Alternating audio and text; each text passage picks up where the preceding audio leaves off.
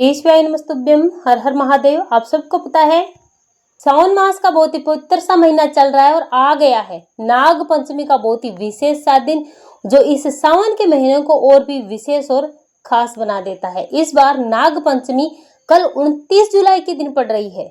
आपके जीवन में अगर बहुत सारी परेशानियां चल रही है, अगर काल सर्प दोष लगा हुआ है, पितर दोष लगा हुआ है, या फिर किसी भी प्रकार का दोष है, या फिर आपके घर में परेशानियां आ रही है, सुख और समृद्धि आपके घर और परिवार में नहीं है, अगर आपके जीवन में समस्याएं बहुत ज्यादा बढ़ रही है, तो आज की वीडियो आपके लिए है। पूज्य गुरुदेव जी की कथा से सुन करके बहुत ही अच्छे से समझाऊंगा।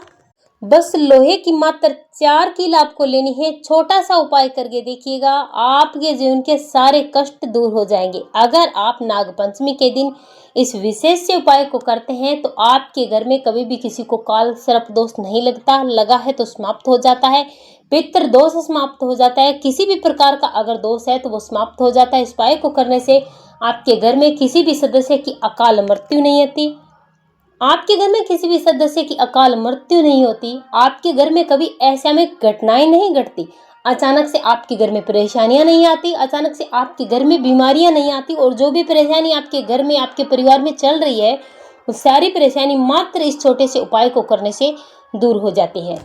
आज की वीडियो में हम नाग पंचमी के दिन किए जाने वाले 4 बहुत ही महत्वपूर्ण उपायों के बारे में बताने वाले हैं।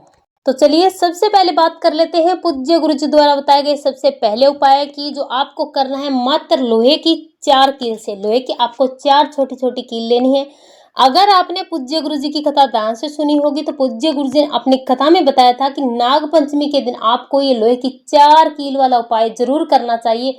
अगर इस उपाय को आप करते हैं तो आपके घर से काल सर्प दोष समाप्त हो जाता है, पितर दोष समाप्त हो जाता है, हर प्रकार के दोषों से और परेशानियों से आपके परिवार को मुक्ति मिलती है। कभी भी आपको डर नहीं लगता। आपके घर में नाग और सर्प इस तरह के विषैले जानवर ना ही तो प्रवेश करते हैं और ना ही आपको ये सपने में कभी दिखाई देते हैं। तो आपको इस उपाय के लिए 4 छोटी छोटी कील लेनी है। लेकर के आपको अपने घर में ही, अपने घर के जो 4 कोने होते हैं, अपने घर के चारों कोनों में आपको ये छोटी छोटी कील गाड़ देनी है।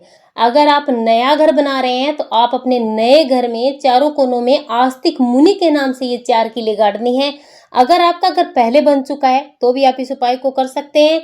बिल्कुल पतली पतली लोहे की छोटी छोटी कील लेनी है। इतनी जगह तो उनमें मिल ही जाएगी आपको कि ये 4 कील उसमें जा सके। चारों कोनों में आपको 4 कील गाड़ देनी है। फिर भी अगर जगह नहीं है, पहले से घर बन चुका है, फर्श आपका बिल्कुल पक्का है, कील नहीं बैठ रही है, तो आपको लाल कपड़े में ये कील बांधनी है और अपने घर के चारों कोनों में इन्हें रख देना है, किसी भी चीज के नीचे दबा करके। आप इस तरह से इस उपाय को कर सकते हैं। और अगर आप जीवन में आगे कभी घर बनाए, कभी भी बनाए, तब आपको आस्तिक मुनि के नाम से अपने घर के चारों कोनों में 4 कील गाड़ देनी है। इस उपाय को करने से काल सर्प दोषों से मुक्ति मिलती है, सांप और विषैले जानवरों से डर नहीं लगता और ना ही आपके घर में प्रवेश करते हैं। आपके घर में आने वाली हर परेशानियां दूर हो जाती है। लेकिन ध्यान रखना, इस उपाय को सिर्फ और सिर्फ आस्तिक मुनि के नाम से ही करना है। तो ये था हमारा पहला उपाय। चलिए बात करते हैं पूज्य गुरु जी द्वारा बताए गए आज के दूसरे उपाय की। ये उपाय भी आपको सिर्फ और सिर्फ नाग पंचमी के दिन करना है। आपके घर का कोई भी सदस्य इस उपाय को कर सकता है, बड़ी माताएं बहनें भी कर सकती हैं। ये नहीं कि आपके घर का कोई एक सदस्य करेगा, आपके घर का कोई भी सदस्य इस उपाय को कर सकता है। इस उपाय को करने के लिए आपको ऐसे महादेव के मंदिर में जाना है जहां पर मटकी टंगी होती है, जो महादेव की 5 पुत्रियों का स्थान होता है, जिस टंगे उस कलश में जिससे पानी टपकता हुआ महादेव की शैली पर गिरता है, ऐसे महादेव के मंदिर में आपको जाना है। इस उपाय को करने के फायदे क्या हैं? तो इस उपाय को करने के फायदे ये हैं कि आपके घर में किसी भी प्रकार का दोष लगा हुआ है, पितृ दोष है, काल सर्प दोष है, अगर लगा हुआ है तो हट जाता है, और नहीं लगा हुआ है तो कभी लगता नहीं है, दुर्घटनाएं नहीं होती है, एक्सीडेंट नहीं होते हैं, आपके घर में घटनाएं अचानक से नहीं आती है, बीमारियां प्रवेश नहीं करती है, आपको कभी जीवन में पीछे मुड़कर देखने की जरूरत नहीं पड़ती अपने परिवार के सदस्यों को लेकर के। तो इसीलिए इस उपाय को जरूर करें। इस उपाय के लिए आपको तांबे के पात्र में जल भरना है। जल आपको अपने घर के मटके से भरना है और कुछ भी नहीं लेना है। इस जल को समर्पित करने का एक नियम है। महादेव के मंदिर में जाना है, नाग पंचमी के दिन उत्तर दिशा की तरफ आपको अपना मुख कर लेना है। अब आपको सबसे पहले जल महादेव की शिवलिंग पर ना चढ़ाते हुए, महादेव की शिवलिंग पर जो मटकी टंगी होती है, जहां पर महादेव की 5 पुत्रियों का स्थान होता है, उस मटके में आपको सबसे पहले थोड़ा सा जल समर्पित करना है, अपना नाम और गोत्र बोल करके, सुख और समृद्धि की कामना करते हुए श्री शिवाय नमस्तुभ्यं बोल करके, और उसके बाद पूरा का पूरा जल आपको महादेव की शिवलिंग पर समर्पित कर देना है। श्री शिवाय नमस्तुभ्यं मंत्र का जाप करना है। आस्तिक मुनि के नाम से आपको ये जल समर्पित करना है और कुछ भी नहीं करना। मात्र और मात्र आपको नाग पंचमी के दिन 1 लोटा जल समर्पित करना है, जिससे आपके घर में कभी भी परेशानियां नहीं आएगी और हर प्रकार के दोषों से मुक्ति मिलेगी। ये था हमारा दूसरा उपाय। चलिए बात कर लेते हैं आज के तीसरे उपाय की। ये उपाय करना है मणिभद्र के नाम से। इस उपाय को करने के फायदे क्या हैं? अगर आपके घर में बीमारियां बहुत ज्यादा है या फिर कोई व्यक्ति बीमार है तो आप इसके लिए इस उपाय को करें। आपको क्या करना है, एक बेलपत्री लेनी है, तांबे के पात्र में जल भरना है, अपने घर से थोड़ा सा उसमें गंगा जल डालना है, लेकर चले जाना है महादेव के मंदिर में शिवलिंग के पास। उत्तर दिशा की तरफ आपको अपना मुख कर लेना है। आप अपने साथ जो बेलपत्री लेकर आए हैं उसे माँ अशोक सुंदरी के स्थान पर आपको समर्पित कर देना है। उस व्यक्ति का नाम और गोत्र बोलना है, उस बीमारी को बोल करके अपनी मनोकामना करके आपको ये बेलपत्री वहां पर समर्पित कर देनी है मणिभद्र के नाम से। इसके बाद 1 लोटा जल महादेव की शिवलिंग पर श्री शिवाय नमस्तुभ्यं मंत्र का जाप करते हुए पूरा का पूरा जल आपको समर्पित कर देना है। समर्पित करने के बाद जो ये बेलपत्र जलाधारी से बहता हुआ जल नीचे गिरेगा, उस जल को आपको रोक लेना है। रोकने के बाद जो बेलपत्री आपने समर्पित किया, उस बेलपत्री को उठाना है, महादेव से औषधि के रूप में आज्ञा ले करके इस जल और इस बेलपत्री को अपने घर पर लेकर आ जाना है। जो व्यक्ति बीमार है उस व्यक्ति को इस जल को पिला देना है। मणिभद्र के नाम से आपको ये जल पिलाना है और जो बेलपत्री है उस बेलपत्री को आपको थोड़ा थोड़ा करके या फिर एक साथ, जैसे भी व्यक्ति खा सकता है, थोड़ा थोड़ा करके या फिर किसी भी चीज में आप उसे दे सकते हैं।